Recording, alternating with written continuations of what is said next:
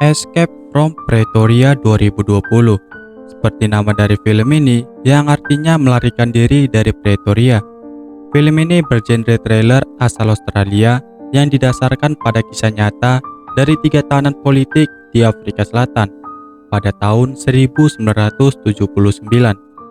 Film ini dikutip dari buku tahun 2003 yang berjudul Inside Out: Escape from Pretoria Prison oleh Tim Jekin, salah satu tahanan yang lolos dari pelarian. Escape from Pretoria ini menceritakan 2 warga kulit putih Afrika Selatan yang dipenjara karena bekerja sama atas nama ANC atau African National Congress yang bertekad untuk melarikan diri dari penjara yang bernama Pulau Robben, khusus pria kulit putih yang terkenal kejam. Film ini dibintangi oleh Daniel Radcliffe sebagai Tim Jekin, Daniel Webber sebagai Stephen Lee, Ian Hart sebagai Dennis Gorbeck, dan Mark Leonardo Winter sebagai Leonardo Fontaine. Bagaimana kisah film Escape from Pretoria 2020 ini? Langsung saja saya ceritakan.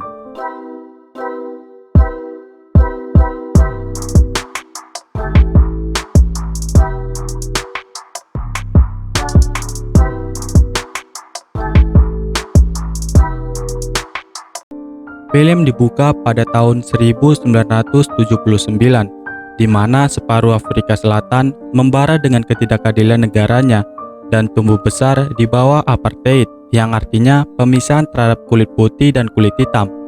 Di sana polisi menembaki anak-anak kulit hitam dengan seperti kelinci, dan sementara orang berkulit putih menikmati hidupnya dengan bermain di pantai. Orang kulit hitam selalu ditolak pendapatnya dan dibangun dari kebohongan dan kelalaian oleh negaranya. Sebelum mulai filmnya, saya akan ceritakan sedikit tentang Jekin dan Lee saat tahun 1974. Jekin dan Lee pergi meninggalkan negaranya untuk bergabung dengan ANC yang berada di London. ANC itu adalah African National Congress yang merupakan organisasi terlarang di Afrika Selatan. Mereka pergi ke sana dengan maksud membantu negaranya membawa perubahan di Afrika Selatan. Setelah proses yang cukup panjang, akhirnya Jekin dan Lee diterima oleh ANC dan mereka menerima pelatihan dari ANC, yaitu menyebarkan materi propaganda dalam bentuk selembaran kertas. Dan film pun dimulai. Awalnya Jekin dan Lee pergi menjalankan misi pelatihan mereka, yaitu menyebarkan materi propaganda dalam bentuk selembaran kertas di Afrika Selatan. Mereka membawanya di dalam tas dengan bom selembaran kertas yang dirakit oleh Jekin. Jekin yang meletakkan tasnya di tempat pembuangan sampah dan Lee meletakkannya di sebelah mobil. Dan tas tersebut meledak dan menyebarkan kertas yang berisi anti-apartheid. Saat mereka ingin kabur, polisi ternyata sudah mengintai mereka sejak lama. Jekin dan Lee pun tertangkap oleh polisi dan dibawa ke kantor polisi. Sesampainya di kantor polisi, pacar Jekin menyampaikan beberapa pesan dan sedikit uang untuk keperluan Jekin di penjara. Kemudian Jekin pergi ke kamar mandi untuk menyimpan uang tadi di dalam tabung kecil dan memasukkannya ke dalam lubang saluran bawah Jekin untuk menghindari saat pemeriksaan polisi. Kemudian mereka dibawa ke pengadilan untuk mendapatkan sanksi hukum atas apa yang mereka perbuat. Dengan 17 barang bukti yang ditemukan, Jekin dijatuhkan hukuman 12 tahun penjara dan Lee dihukum penjara selama 8 tahun. Dan mereka akan ditempatkan di penjara politik Pretoria khusus pria kulit putih. Di gedung pengadilan, Lee mencoba melarikan diri dengan cara melompat dari jendela pengadilan, tetapi tidak berhasil dan ketahuan dengan polisi. Kemudian mereka dibawa ke penjara Pretoria. Sesampainya di sana, mereka dibacakan beberapa aturan yang ada di penjara tersebut sambil dilakukan pemeriksaan, yaitu tidak ada pena, radio, surat kabar, percakapan politik, paket ukuran 6x4 inci, dan diperbolehkan kunjungan hanya sekali sebulan. Hari pertama di penjara, Jekin dan Lee menjalankan hukumannya seperti biasa dengan narapidana yang ada di penjara. Paginya, mereka melakukan sarapan dengan narapidana lain. Di sana, Jekin dan Lee bertemu dengan Dennis Gorbeck, seorang tahanan politik yang lebih tua dengan hukuman penjara seumur hidup karena melawan apartheid. Sehabis sarapan, Dennis mengajak Jekin dan Lee untuk berkeliling penjara sambil menceritakan tentang semua penjara tersebut. Dari tembok penjara dengan tinggi 20 kaki, lampu sorot penjara yang nyala pada malam hingga fajar hari, dan penjaga menara yang bersenjata yang tidak segan-segan menembak narapidana yang ingin melarikan diri dari penjara. Dan hanya ada satu tembok yang bisa keluar dari penjara dan langsung menuju ke jalan raya. Kemudian Jekin dan Lee didatangi seorang pria narapidana yang bernama Leonardo. Leonardo ini berkata kepada Jekin dan Lee kalau semua omongan Dennis itu hanyalah omong kosong, dan Leo akan ikut dalam rencana mereka untuk pelarian diri dari penjara. Hari ke-23 di penjara. Mereka menjalani rutinitas biasa yang ada di penjara, tetapi Jekin mulai menganalisa sel penjara dan memikirkan cara untuk melarikan diri. Tiap malam, Jekin duduk di tempat tidurnya sambil menatapi kunci pintu penjara dengan ratusan ide yang ada di pikirannya. Lalu, Jekin mulai menggambar pola kunci sel penjara di atas lembaran kertas. Pagi harinya, saat mandi, Jekin memberitahu kepada Leo bahwa Jekin akan membuat kunci sel penjara dengan bahan kayu. Leo yang mendengarkan hal itu tidak yakin dengan ide Jekin karena kunci dengan bahan kayu akan patah. Kemudian semua narapidana sarapan untuk pagi harinya.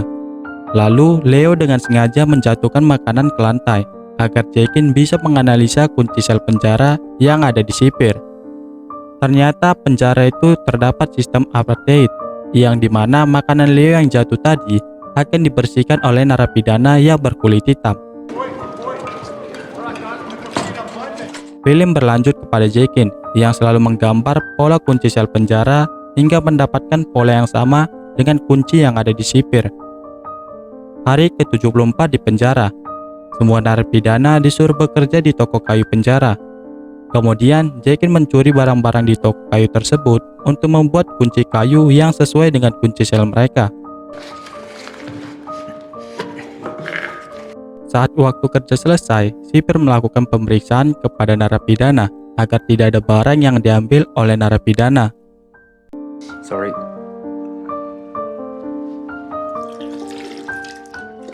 Jekin pun lolos dari pemeriksaan itu dan kembali ke selnya untuk membuat kunci sel penjara yang sudah dia buat polanya.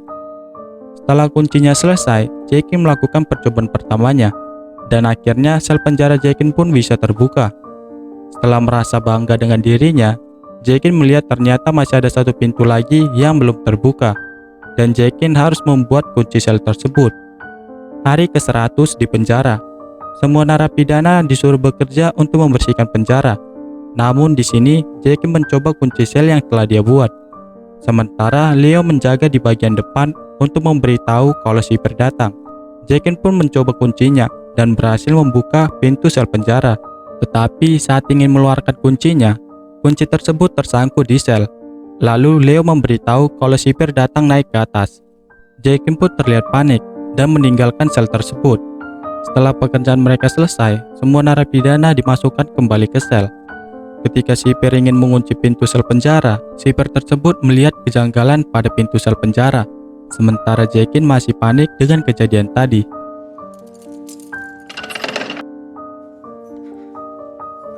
Hari ke-142 di penjara. Lee dan Leo datang ke sel Jekin untuk membuat rencana baru dalam pelarian mereka. Saat ingin membicarakan rencana, sipir penjara datang menghampiri mereka, dan mereka pun langsung berpura-pura membersihkan sel Jekin. Kemudian Lee mendapatkan ide menggunakan batang sapu untuk membuka sel penjara bagian luar dari jendela. Namun mereka memerlukan sedikit tambahan untuk memasukkan kunci dan memutarnya ke pintu sel penjara. Saat Jekin bekerja di toko kayu penjara, Jekin langsung membuat tambahan kayu di batang sapu tadi agar kunci yang disambungkan nanti dapat diputar dan membuka pintu sel penjara. Setelah proses yang cukup panjang, Jekin pun berhasil membuatnya. Malam harinya, Jekin mencoba alat yang dia buat tadi. Dengan keyakinan dan kerja keras, akhirnya Jekin bisa membuka pintu sel tersebut. Namun saat ingin mengeluarkan kuncinya, kunci tersebut terjatuh dan membuat Jekin semakin panik. Jekin pun langsung mengambil permen karet dan menempelkan ke batang sapu untuk mengambil kunci tersebut.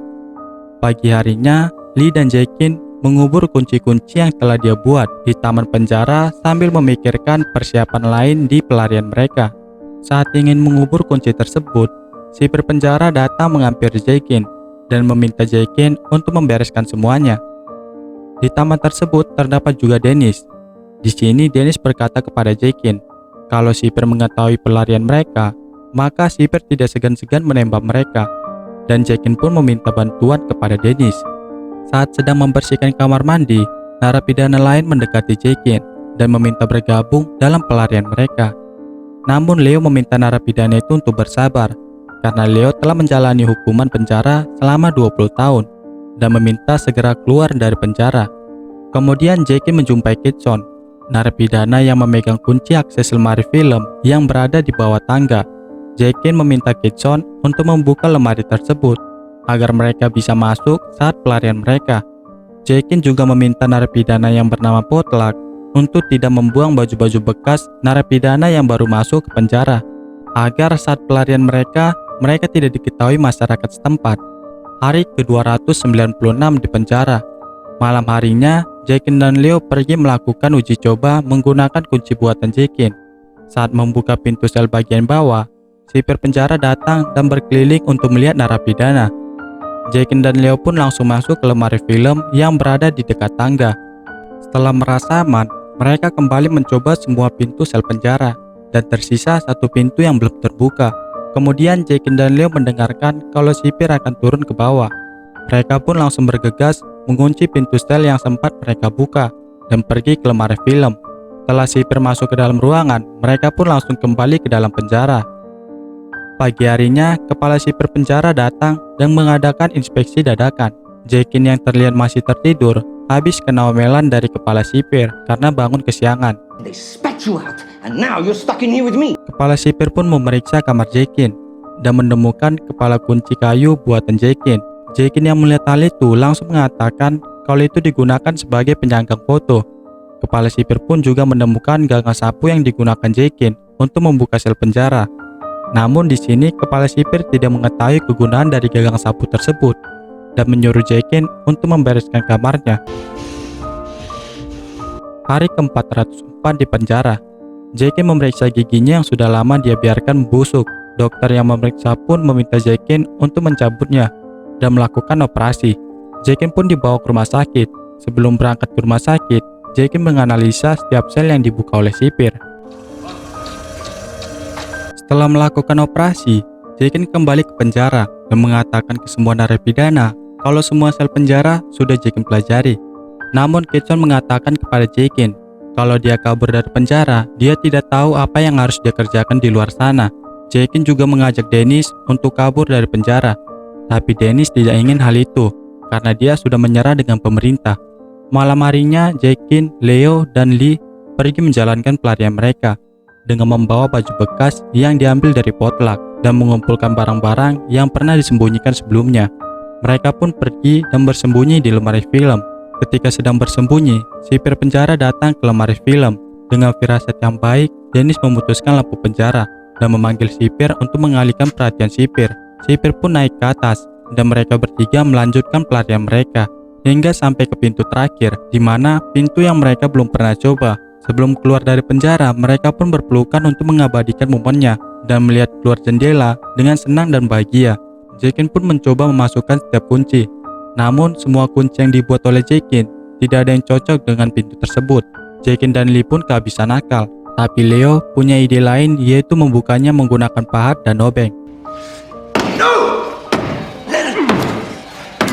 Setelah menghancurkan pintunya, mereka pun memakai baju bekas yang dari Potluck dan pergi perlahan meninggalkan penjara.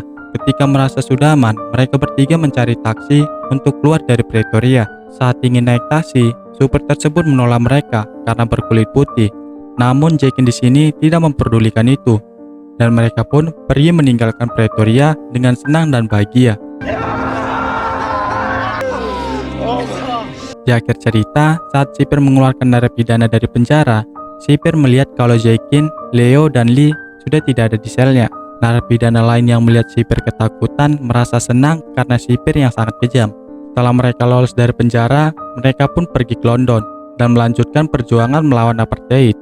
dan bahwa Dennis Goldberg akhirnya dibebaskan pada tahun 1985 dan film pun tamat. Nah, itulah alur cerita film Escape from Pretoria 2020-nya. Film ini memiliki plot yang dramatis dan menggambarkan kekejaman fisik yang ada di penjara. Apalagi Daniel Radcliffe yang memainkan perannya begitu antusias dengan ketegangan yang dibuatnya saat ingin keluar dari penjara. Saya sarankan untuk menonton film lengkapnya, biar dapat merasakan jantungannya. Akhir kata saya ucapkan terima kasih. Bye.